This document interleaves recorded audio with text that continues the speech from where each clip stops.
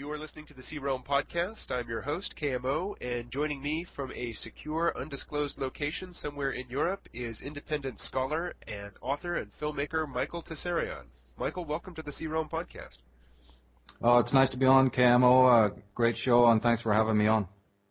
Well, it's my pleasure, and you know, you may have heard that there was a little activity here in the United States. I think it got a little bit of international press as well yesterday.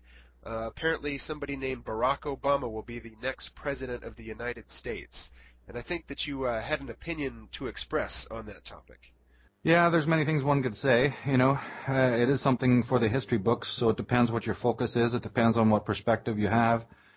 I guess a lot of people who maybe not even totally, utterly into Obama are just so happy to see the back of the old regime. You know, I mean, it's human psychology. So, you know, a bit of an understatement there. Exactly. You see, so I think that, you know, that weighs in is the fact that, you know, we're just so happy to see the end of the bad cop that now the Cadillac can be taken in for a nice, you know, soap down and a nice wax job. Acts of almost genocide have been perpetrated in the world, hundreds of thousands of people dead. And when you tap into the guilt complex of a lot of people, you know, not just American psyche, but the world, we're all human beings, regardless of where we're Eskimo or we're, you know, Americans, and we carry around a guilt chip. And so the things that are done in our name by these demagogues, by these tyrants, you know, we have these phases in which they help us or we process our inherent sadism. Of course, we say they are doing it, but it's actually, you know, they wouldn't exist without our complicity. I mean, so then there's phases. It's almost like a psychological rhythm. These people seem to, or the people behind government, you know, they have their fingers on the pulse. That's my main point, really, is that they have their fingers on our pulse. They know when to turn up the heat and to expatiate this kind of streaks of sadism. And then they know when to bring in good cop, good mummy, good daddy, to bring out the detergent, you know, and cool everything down and then and turn things around. And, of course, those who are into the so-called alternative movement know that this is just heads and tails. You know, it's just the spinning of the coin. It is just what kind of wallpaper color would you like? Which arrangement of the furniture on the Titanic would you like? Would you like George Bush this minute? You know, Bill Clinton this minute? Or would you like Barack Obama now? You know, it doesn't change the orientation of the ship, but boy, oh boy, it sure gets everybody entertained, moving that furniture around. It's, you know, it's like musical chairs, and that's what you're seeing in the last couple of days, and it's been in the past, and it will go on tomorrow. The fact that the same rhetoric is spewed, almost word for word, the same platitudes, the same inanities, and more importantly, the awesome hypocrisies are spoken and will continue to be spoken. You know, it doesn't faze anybody. Nobody, you know, a few websites carry that, a few dissenters. But basically the mass of people are quite content to hear the same old, you know, rubbish churned out as long as it's a different face. And, you know, I think the situation was summed up perfectly by the Labour politician in England, Tony Benn, Anthony Wedgwood Benn. He actually said something very, very brilliant. And he said that Americans are not in the least bit interested in politics. They're only interested in politicians. And in that he was talking about the cult of the celebrity. He was not talking about Americans. He was talking about the media. And if the media wants something, you're going to get it in America. It doesn't matter whether it really is what Americans want. It's what the media wants. And since it's almost indistinguishable from what the media want, what CNN and NBC and ABC and Fox want, you know, the public will swallow that because they're unfortunately remotely controlled enough to swallow all of that stuff. Whether you're getting the right deal, unfortunately, we always only know in retrospect, you know. Michael, this conversation that we're recording is unlike most conversations that I record in that it is actually going out to the audience today. And there are a lot of people who have a lot of hopes pinned on this Barack Obama person. And it seems a little cruel to dash their hopes immediately here on November 5th. But you mentioned the good cop, bad cop routine. That's where a suspect is in an interrogation room, and there's a tough, mean cop who comes in and lays on the verbal and possibly physical abuse, and then he goes out and another cop comes in and says, man, I'm sorry he worked you over like that. I'm your friend. I'm here to help you, and if you help me, I can help you. And even when you are very consciously aware that somebody is pulling this good cop, bad cop routine on you, it is perfectly normal to look forward to the return of the good cop because, you know, given your situation, you're going to be talking to one or the other. You want the nice guy. So I feel a little bit of regret in dashing people's hopes, or at least pouring a little bit of water on them so early after this so-called victory. Well, exactly, and that's what I said at the beginning. Is it depends on what way you look at it. It is epoch making. One is always open to change, in a certain extent, and it becomes fascinating to see this dynamic. I'm less concerned about people's hopes than I am about the facts of the matter of this thing, because this is a circus, and the hot-cold approach is worrisome, because as I said, it can amount to nothing more than moving furniture around on the Titanic. Is this person? And then I'm also suspect about the fact that just within weeks or months of this particular instance happening, this election, suddenly the economy has, been sort of troubled. Is that artificially created so that people will, start again wanting to move away from the old paradigm? It's like you're standing on the deck of a ship and suddenly there's a huge wave, and even the most apathetic person snoozing on the deck bench is going to be chucked right up onto his feet and will be awakened and then might join the procession. So, a person in my field is always going to be vigilant, is always going to be examining, the kind of subtext, the flow of all of this.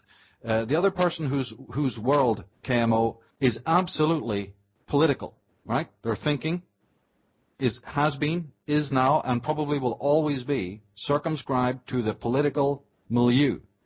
Is a completely different creature, and if I was talking to that person, absolutely I wouldn't be, laying on this kind of, what we're dialoguing with today, because it's not appropriate, it's not sensitive, and it's not in context. There are people who do that, who want to bash people over the head with a lot of this, information. That's not my way at all.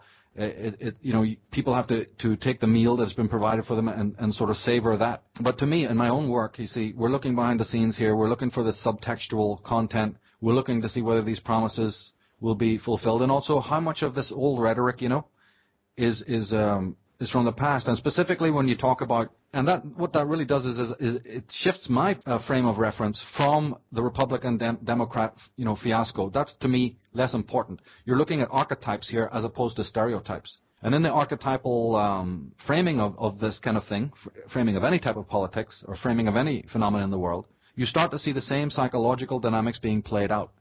You talk about the good cop, bad cop. You explained that beautifully. There's the hot and cold. And in Freudian language, it would be the permissive parent and the prohibitive parent. It's the prohibitive drives and the permissive drives. I talked about this in a talk I did in Los Angeles, in which it is this particular division of consciousness, which is instilled on us as soon as we're born. That there's, just to make it very simple, there's the father who prohibits. Of course, technically speaking, it's not just the father, but there's the parent who prohibits, and then there's the parent who permisses, permisses you to allow, makes it permissive to do certain things. And those training, that conditioning, creates our conscience, gives stability to our minds.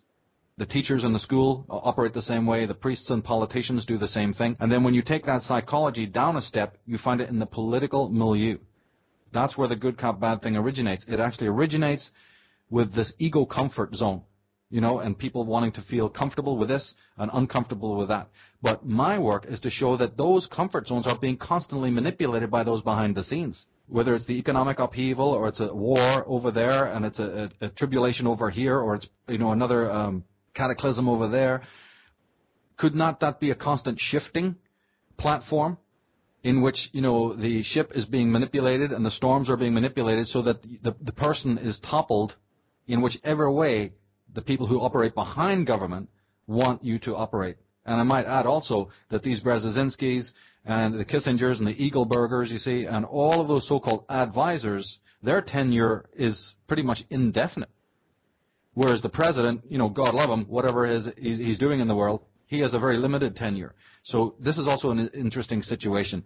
And let's not even get into the whole thing of the electoral bodies and the other sort of more secretive bodies that really decide who becomes, the commander-in-chief and all of that. So there's many elements to look at here. The main one being, the psychology and the archetypes, and how it's the same sort of theater drama being played out with different costumes over and over again.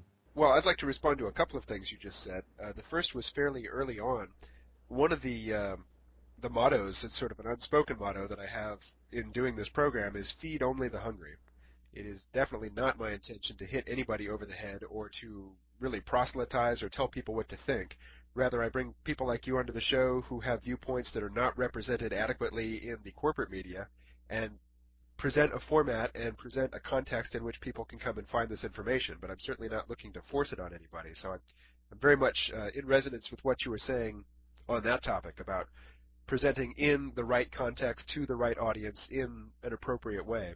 And secondly, when you're talking about the actors behind the scenes, not the celebrity face that is on the political machine, but the people actually funding and orchestrating the long-scale, large-frame political structures, what comes to mind for me is that I'm 40 years old. Since I have been conscious of politics and paying attention to elections, in every single election, the candidate who had the most money to spend won. And in this instance, that was another iteration of that pattern. Obama had massive amounts of money. He had an unprecedented amount of money. More money was spent on getting him elected president than on any other president. And that has been the pattern in every election since I've been paying attention. So while much is spoken of change in one respect, and I think a very important respect, we're very much playing by the same rules that we have been playing with my entire conscious life. Yes, I couldn't agree more with that. That's very accurate. Of course, it is important to see the amount of money that's being put into these kinds of things, money that could be spent elsewhere, and also to even speculate, to dream, to contemplate whether or not any of this political stuff is really necessary. That in the world of tomorrow, could we see a cessation of political action in favor of some other kind of administration of issues in the world in which people have more actual direct representation, or at the very least, since I'm a deconstructionist, could we just first get rid of the monstrosities that we have operating today, where you have a very compromisable creature that gets on horseback and heads over there to Washington or wherever, and then says he represents something or someone. Maybe the whole fabric of the political concept needs to change, because these people are more agents. These people are more sort of they promise a lot of stuff that they're going to do and they're going to change. But maybe is there a better way? Is there a better kind of administrative setup to say, without so much of the political spin, we deal with it outside of a political context and say, here's a problem that needs fixed in this area, or here's how we need to work with the economy in this area, and just handle it as people and scale back, on some of this stuff that has been so familiar. I want people to just even toy with that, to never ever think that it can't evolve, that human beings can't evolve some other kind of situation, in which the needs of human beings are met. Because obviously when a system starts to show that it is not doing that, maybe people do need a long period of time to see that, look, no matter what way you twist this Rubik's Cube, the thing stays a cube. And we're just sick and tired breaking our wrists now, turning that cube yet again and again and again, over and over. Maybe we can move on to some other sort of, platform. And, that again is a possible, solution for the future. Well, I have read a book recently that the Tsarion listeners might be getting tired of hearing about, but it has provided me with a great deal of inspiration. The book is called Here Comes Everybody, Organizing Without Organizations. It's by a man named Clay Shirky.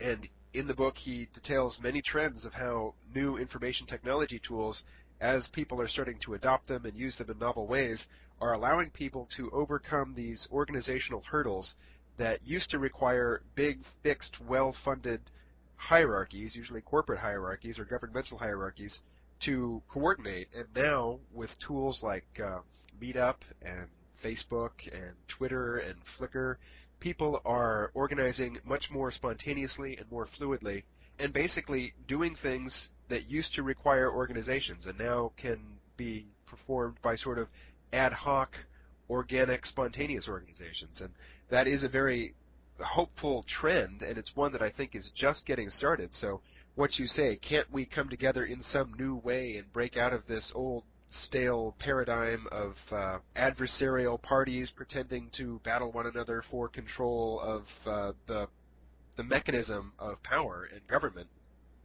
when in fact really it's a single system that is working to promote the needs and the agenda of a fairly unified elite. So what you've said, I think, is very hopeful, and it is probably a good place to end this first segment. And rather than have the segment end with me expressing my opinion. I'd like to just invite you to wrap up on this topic, and then we'll break for the week and then talk about Ireland. Great. Well, I'm all for that. I do have the hope in that. It ties into the fact that people can, in fact, affect real change, not politicians telling you they're going to do change. When again, it's just turning the Rubik's Cube in a different direction, as we said, moving the furniture around on the Titanic. It's for people to realize to get disenchanted, and even angry, mad as hell. I mean, I use that term a lot, in my work. People have to get sick of it and then say, it's like Buckminster Fuller said, if you don't like a system, that's fine, but then create something to replace it. We're in that age now when people can potentially do that, as long as they are familiar with the facts. And anything, that ends the kind of status quo situation that we have now, where you can see the back of these Brzezinskis and these other, so-called experts and advisors, it'll be great because it needs to change. It needs to definitely modify, and that's why they're putting these talismanic words in front of you in order to get you to feel that if they move this Rubik's Cube around, that's what you're getting change. But actually, the cube remains the cube. This is the ultimate problem, you see. You're listening to the C-Realm podcast. Turn on, tune in, and take heart. That was Michael Tsarion, and Michael will be back in next week's show, and indeed, he'll be back the week after that as well. Michael Tsarion has a large mind with big ideas that overflow the boundaries of this 1-hour show, and I simply could not contain everything that Michael Tsarion had to offer in our conversation today in 1 or even 2 episodes of the C-Realm podcast. So it will be a Michael Tsarion November. The next non-Michael Tsarion guest will probably be in episode number 130.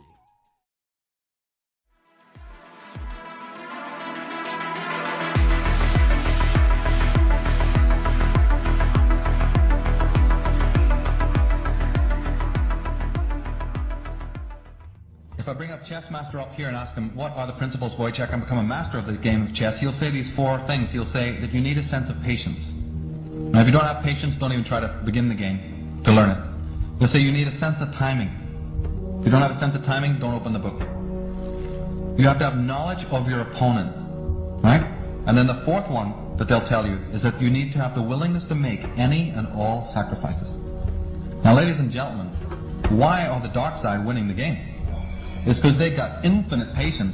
They've been working on one thing for 50,000 years. I call that patience.